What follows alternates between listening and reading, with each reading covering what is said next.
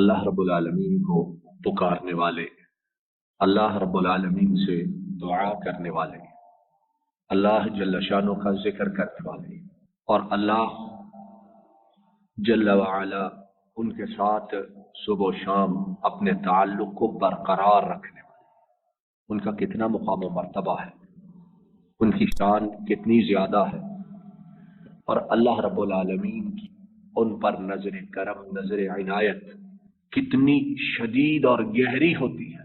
اگر یہ ہمیں سمجھ آ جائے تو ہماری کوشش ہو کہ ہماری زبان، ہمارا دل، ہمارا دماغ ہر دم یاد الہی میں اور اپنے رب سے فریاد کرنے میں مصروف رہے، کوئی کام ہو نہ ہو لیکن یہ کام ہم سے کبھی چھوٹے نہ، کبھی جدا نہ ہو۔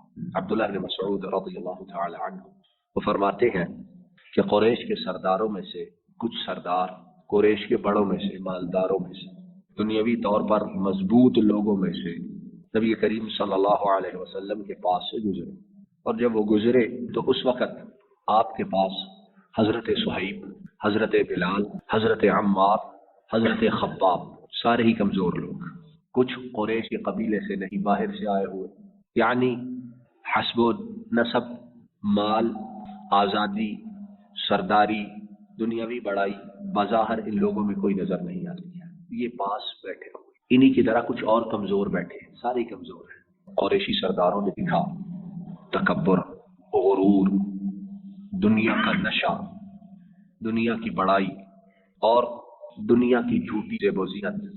وہ کہنے لگے، اے محمد صلی اللہ علیہ وسلم اطرد، ان سب کو باہر نکال دو، بھگاؤ انہیں یہاں سے۔ اور پھر کہنے لگے، آپ کی قوم قریش، آپ کی نسل، آپ کا خاندان، آپ کی ذریت حضرت ابراہیم کی نسل سے، تو آپ اپنی نسل کی بجائے ان سے راضی ہو گئے ہو، انہیں پسند کر لیا ہے آپ، تو آپ یہ چاہتے ہیں کہ ہم ان کے پیروکار بن جائیں، ان جو باتیں یہ آپ کی مانتے ہیں، جیسے یہ کرتے ہیں ویسے ہم کریں۔ ان کی حیثیت دیکھیں، ان کا مقام و مرتبہ دیکھیں، ان کی مال و دولت دیکھیں، ان کا حسب و نسب دیکھیں، اور پھر ہمیں دیکھیں، اور آپ کہتے ہیں آؤ ان کے ساتھ مل جاؤ، بیٹھ جاؤ۔ گستاخی کی انتہا، تکبر کی انتہا۔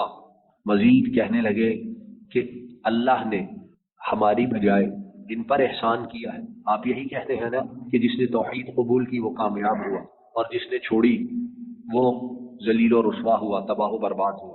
تو اللہ رب العالمین نے ان کمزوروں کو، انہیں ہم پہ فضیلت دے دی۔ اے محمد صلی اللہ علیہ وسلم، اگر آپ یہ چاہتے ہیں ہم بیٹھے آپ کے پاس آیا کریں، تو پھر ایک ہی حل ہے، ان سب کو نکالیے یہاں سے، اٹھائیے۔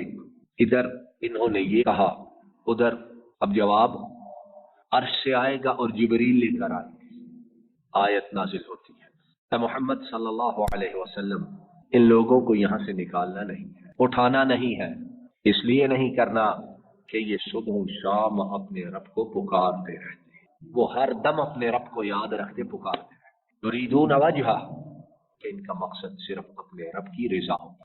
ان کا جو حساب ہوگا اس کی وجہ سے آپ کو کچھ نہیں کہا جائے گا، اور جو آپ کا معاملہ ہے اس کی وجہ سے انہیں کچھ نہیں کہا جائے گا۔ اگر یہ قرآن کریم کا حصہ نہ ہوتی آیت مبارکہ تو اس کا ترجمہ کرنے کی یا ایسی بات کہنے کی کوئی انسان جرت نہیں کر سکتا۔ فَتَطْرُدَهُمْ فَتَكُونَ مِنَ الظَّالِمِينَ۔ اے محمد صلی اللہ علیہ وسلم، اگر آپ انہیں اٹھا دیتے، اگر آپ انہیں نکال دیتے، آپ اگر انہیں علیحدہ کر دیتے ہو تو آپ کا شمار ظالموں میں سے ہو جائے گا۔ اتنا مقام و مرتبہ ہے۔ جو اپنے رب کو یاد کرتے، اس سے تعلق قائم رکھتے اور صبح و شام اس سے فریادیں کرتے ہیں، اور ہم کیا کر رہے ہیں؟ صبح ہوتی ہے تب بھی اپنے پیدا کرنے والے سے غافل ہے کہ ابھی نیند پوری نہیں ہوئی، شام ہوتی ہے تب بھی غافل ہے کہ اب تھکاوٹ اتنی ہے، اب اللہ کو یاد کرنے کی ہمت ہی نہیں ہے۔ پھر کیا کریں گے ہم؟ جو غافل ہوتا ہے اس کے لیے عقاب، عذاب وہ کتنا سخت، کتنا شدید ہوگا۔